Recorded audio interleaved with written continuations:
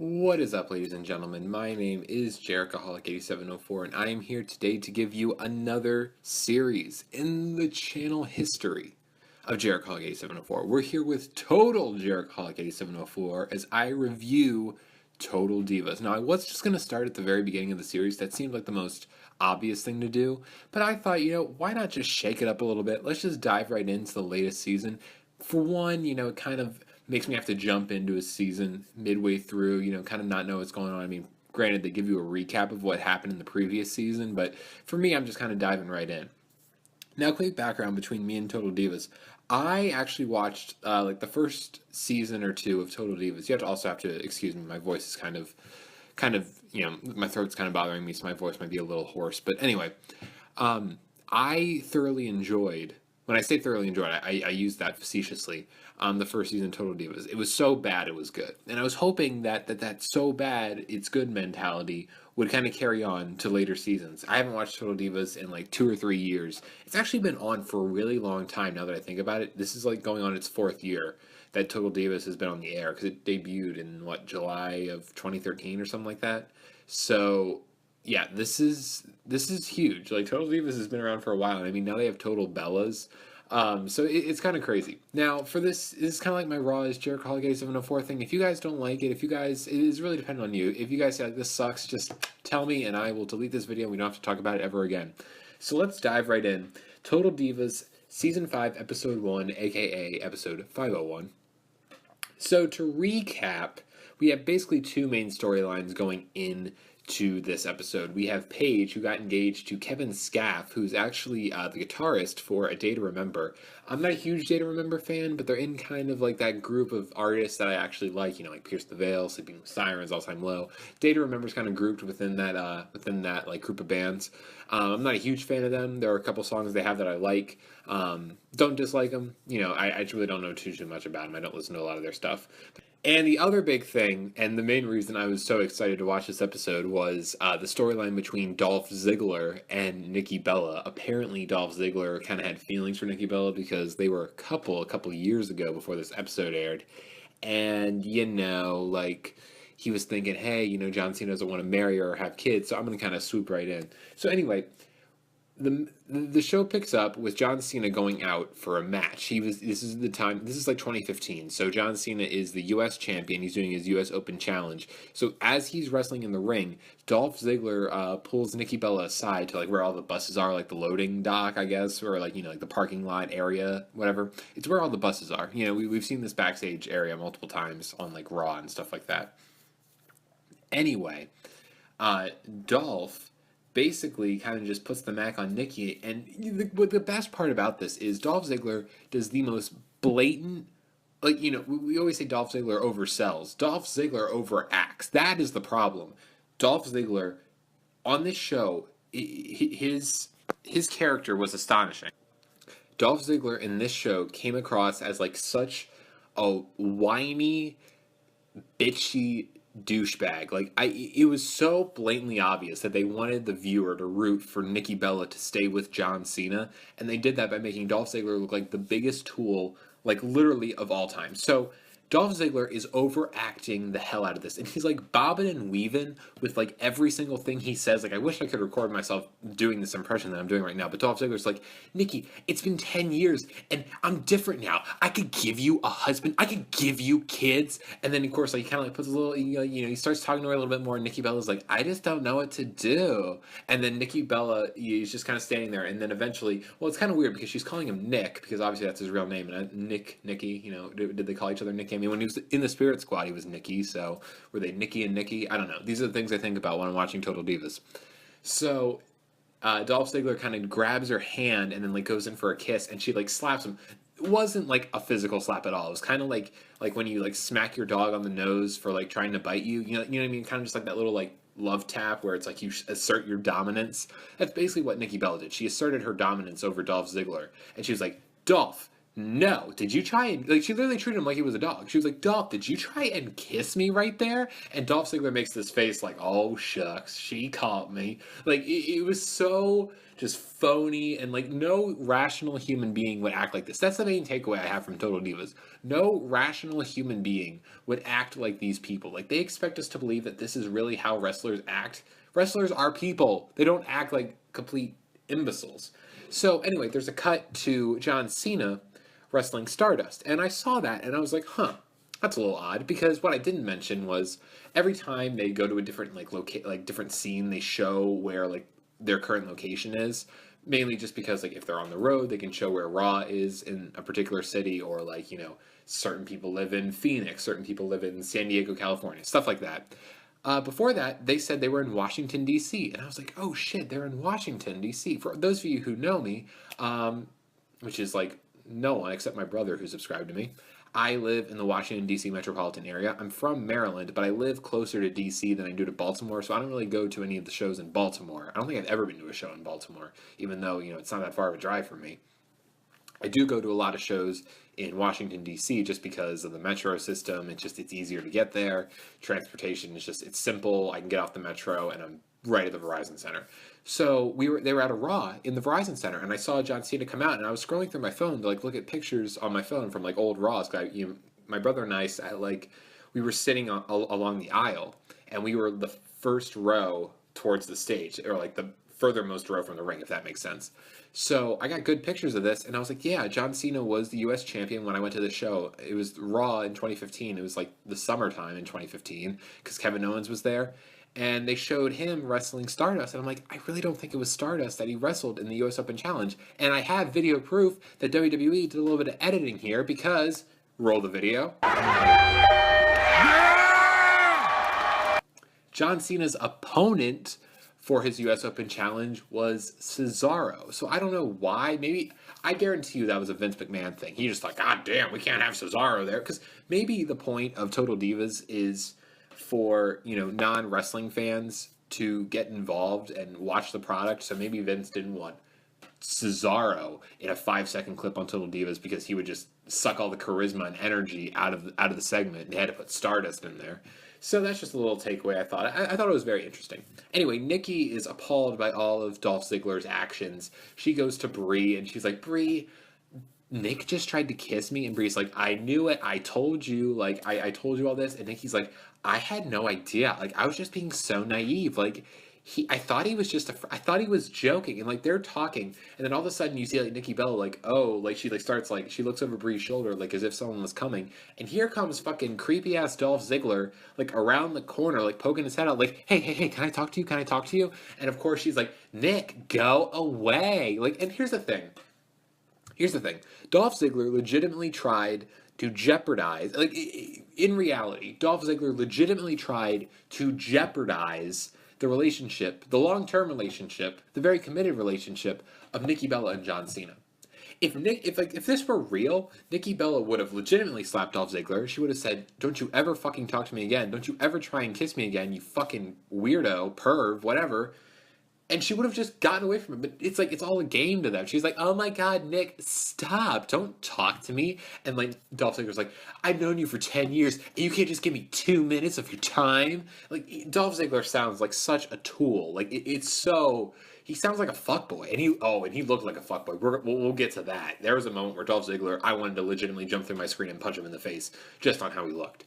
So he talks to Nikki Bella for a little bit. He's just like, hey, you know, I've changed. Like, I'm not who you think I am. And she's like, I can't do this anymore. I'm gonna go tell John. And he's like, oh yeah, run to John. That always makes it better. And then he punches a nearby locker, and he doesn't, like, punch it out of frustration. First of all, as we've established, Dolph Ziggler is the worst actor. He was overacting the hell out of this. He was trying to make himself so more dramatic than he needed to be. Because, again, human beings don't talk like this. They don't, like, bob their head with everything they say. And they're like, I'm different, man. You just don't know me anymore. Like, he always put emphasis on certain words in his sentences. It was so fucking stupid. And then he punches this locker, and it's the most, like, nonchalant, just, like, without any sort of force. He just kind of taps it. And, like, of course it makes a sound because it's an aluminum locker. You know, it's going to make a sound. But, like, you have to see it for yourself. Like, literally, just go to WWE Network and watch this clip. He does not even try and punch it. So that was like pretty much the opening segment, and then the credits rolled and all that. That was that.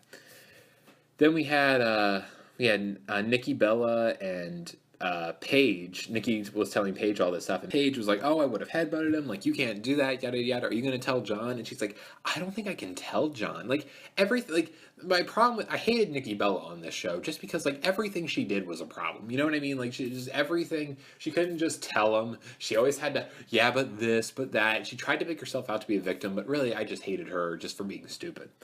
So then we had Natty, Brie Bella, and Rosa Mendez in the car. Brie mentions, what was great about this was Brie mentioned, she was like, "It's so great being on the road now. It's so great like having all these matches." And I didn't know what they were talking about at first. And then Brie in her confessional interview was like, "Here in WWE, we are in the middle of a Divas Revolution." And when she said Divas Revolution, I paused the show, I put my hands on my head, and I just started shaking and screaming.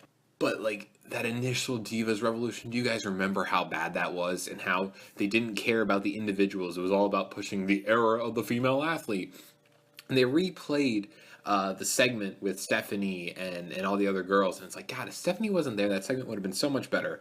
But I'm not going to worry about that right now. So basically, this whole talk in the car was talking about Natty was worried about TJ's injury, which she has every right to be. That injury, his like bruised spinal cord, like she was just worried about that. And Brie Bella was like, "Yeah, you got to start thinking about the future because even though you have your steady job right now with wrestling, it can go away in an instant." And that was kind of the setup for Brie Bella and Daniel Bryan's little storyline.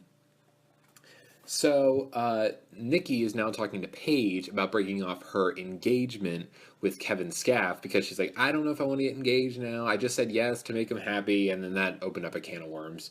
So then Natty and TJ were at their house. Natty's parent showed up, which means Jim the Anvil Neidhart was on my screen. I cheered. So she tells him about the bruised spinal cord. She says she's going to have to get surgery because it's too severe of an injury. And she's like, it's near a major nerve ending. It's near a major artery, and they might something might happen. And then Jim Neidhart's like, well, that doesn't sound very good. And then T.J. Wilson was kind of just like, yeah, sure. So that was that.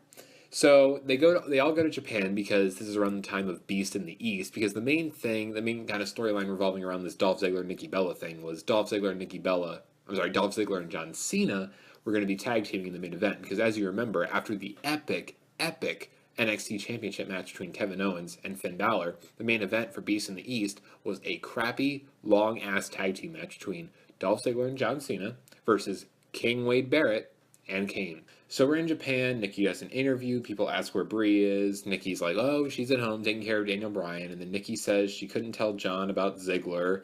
And then Paige is kind of like, well, you gotta tell him eventually. So that kind of leads to more drama. And then Paige calls Kevin Scaff, and Kevin says his parents are in town. This upsets Paige because she's like, well, I need to tell him that I don't want to be engaged anymore, but I can't say that in front of his parents. And in hindsight, now that I look back on the episode, we never met his parents, so I don't know what the point of that segment was. Maybe just to fill more time. Then Bryan and Brie go out to dinner.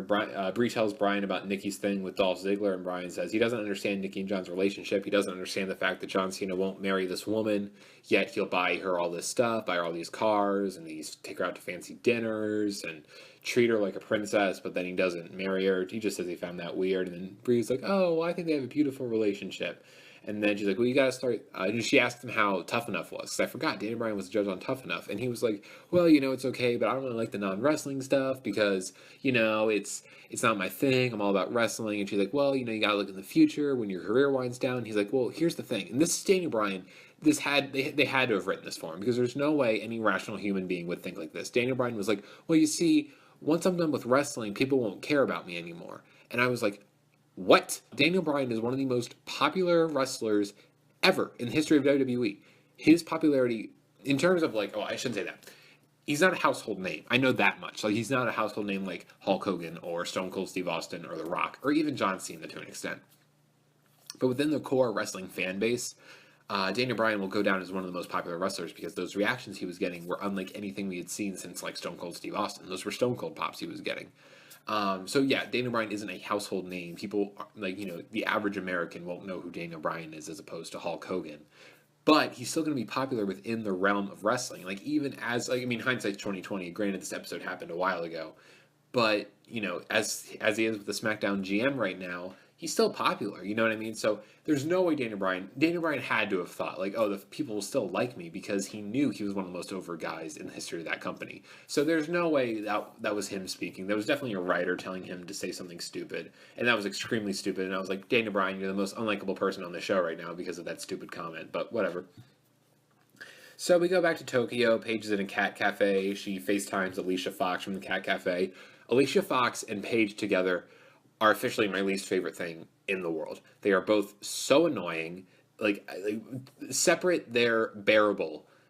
I basically hated everyone on the show, but together they are just the absolute pits. Like they fucking suck. So they FaceTime each other, and they're just like the way they talk. They're just like, hey, they're like, oh yeah, hey, what's up? Like, oh my god, you're at the cat cafe. Like, oh my god, oh cats. Like, literally, I was like, okay, I'm going to bash my head into this wall so I don't have to hear them anymore.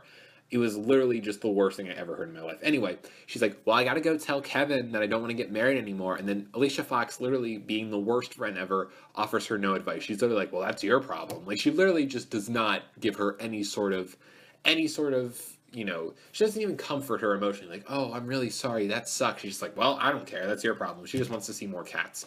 So, whatever. Alicia Fox, worst friend of all time. So, there's clips from the Triple Threat match from Beast of the East. They had really bad continuity on this show. Let me tell you something, because they were at Beast in the East, and they weren't at Beast in the East, and then, like, so, like, at one point, like, they're at Beast in the East right now, and then a couple minutes, like, a couple, you know, scenes down the road, they're at just, like, some house show in Japan, and then they're back at Beast in the East. It's weird.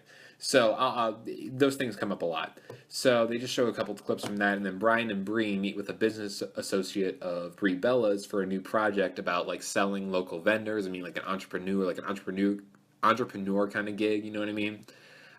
So she kind of tries to get Daniel Bryan interested, and Daniel Bryan showed zero interest at all. So he was just like, yeah, I don't feel like doing this. I just want to wrestle. So we're back in Japan. Nikki talks to Dolph after her match. And Ziggler had his hair down with a baseball cap on. He looked like the biggest fuckboy I've ever seen in my entire life. I really cannot begin to describe how much of a douche Dolph Ziggler looked like. If they just wanted me to hate Dolph Ziggler, this is all they had to do. Put him with this, just his blonde, his like fake ass blonde hair, just poofing out of this baseball cap. I was ready to punch him in the face. So Nikki says Dolph needed to apologize for making a scene, and then Dolph does this fake laugh. He was like, ah, ha, ha, ha, ha. You thought that was the scene? Like, God, he just sounded like such a fucking dick. So Dolph kind of flirts with her because, like, he's shirtless, and he's just like, hey, eyes are up here. And she's just like, oh my God, but you're half naked. And I'm like, Nikki Bella, why the fuck are you, like again, like, if she was actually serious, like, she would not be this flirtatious with, like, well, she really wasn't even flirting with him. Point is, Dolph Ziggler was flirting with him, and she would just be, if she was really serious about this, she would just been like, oh my God, like, shut up. And he was just kind of like, oh, you're settling. She's like, I'm not settling. He's like, yeah, you're just settling for a guy who won't marry you and won't give you kids. And, like, Paige, you see her in the background. She's, like, spying on him and all. And then Ziggler says he's going to tell John Cena. And now Nikki's like, oh, my God, did I let Dolph Ziggler on? And then it went to commercial break, and I just couldn't care about anything. So then Brian and Bree are talking in the car. Bree is excited about her new business. Brian seemed very underwhelmed. And Brian says being an entrepreneur is not his deal. So then we got the best part of this episode. Oh my God, this was the best moment. I cannot wait. So Nikki and Paige they have like a bunch of free time.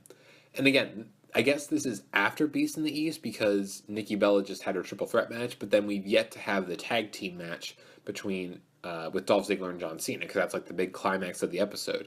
So again, I don't understand the continuity of this whole episode. They're doing some weird ass editing, so I don't know. Point is, they went to one of those little, like, I guess you could call them a salon. It's like, it's this thing in Japan. I've heard of it before. It's like you dip your feet in like a little fish tank thing, and these tiny little minnows like nibble on like the bacteria on your, like, it's supposed to clean your feet, because like these fish, they like kind of like come up to you and they like eat some of the dirt and bacteria off of your feet. So it's just kind of like a way to keep your feet clean. So her and Paige are kind of just sitting there talking, and then all of a sudden Dolph Ziggler shows up, and Dolph's like, you know, like, hey, what's going on, man? Like, fancy to see you here. And Nikki's like, oh my God, what are you doing here? And Paige is like, I might have texted him, ha ha ha. big old joke on Nikki Bella. So Paige says, like, okay, I'm here to be the mediator. You guys just talk about what you want to talk about.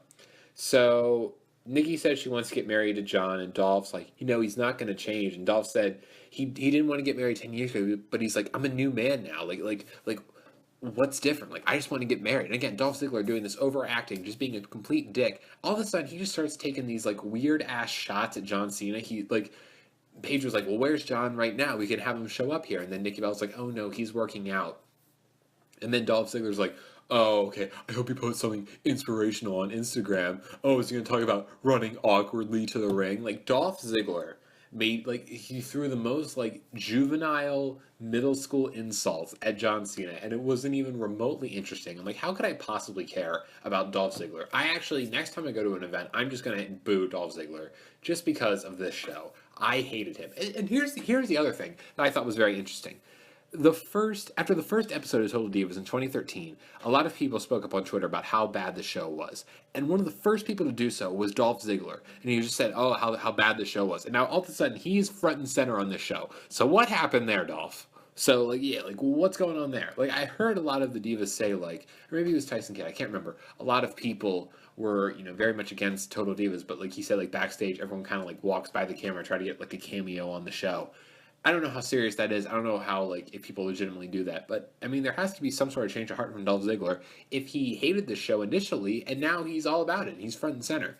So they go back and forth. They trade some just completely unoriginal barbs at each other. Nikki Bella's like, John Cena can lift heavy things. And Dolph Ziggler's like, oh, he's such a manly man. I hated both of them. It was just the pits. So then we had Daniel Bryan and Brie Bella. They had disagreements about their new business. Bryan says he doesn't want to have any of their responsibilities. And Brie basically asks, well, why don't you want to do the things that I thought you'd want to do, even though you told me you didn't want to do them? And then Daniel Bryan's like, all I want to do is wrestle right now, and I don't want to do anything else. So why would I want to do this entrepreneur thing? So Brie Bella's like, oh, I understand now. You didn't want to do this from the get-go, even though he blatantly said that. So that's why I hate Brie Bella and Daniel Bryan, because they just can't get their communication down to save their lives. But anyway, they made up, and Bryan put her in submission holds. So then Kevin Scaff picks up Paige from the airport. So apparently she went home in the middle of Beast in the East, because again, the main event of Beast in the East has yet to happen, even though between the Divas title match and the main event, they went to the salon, they got their feet nibbled on by fish and all that, so I don't know what's going on there. Anyway, Kevin picks her up. Paige isn't wearing a ring. He's like, hey, you gotta wear your wedding ring. And she's like, oh, yeah, it's in my bag. Oh, there it is. And she slips her ring on, yada, yada. That was the segment. And then Nikki Bella is back in Tokyo because apparently Paige left. And not only that, but she didn't only leave in the middle of the event, but she was able to fly back to the United States before the 2-hour event was over. You know what I mean? So, this whole thing was just a complete clusterfuck. So Paige and Kevin go to their apartment, and Paige is like, oh, I don't care about where we have our wedding. I don't care about who's there. And Kevin's like, well, you really should care about those things considering it's your wedding. And she's like, I don't want to plan anything. I don't even want to be engaged. And then there's this awkward silence, and he's like, what? Again, worst acting ever. She's like, I don't want to be engaged, yada, yada, yada. She's like, I'm not ready for it. I just said yes because I thought you wanted me to say yes. And then he's like, well, I just would have hoped you would have said no because now we're in this awkward-ass position. But then eventually they get over it. And she's like, I want to be with you forever and ever. And knowing now Paige's current relationship status, that is a lie. And they make up and they hug and kiss and everything. And everything's back to normal. So finally, Beast in the East is over.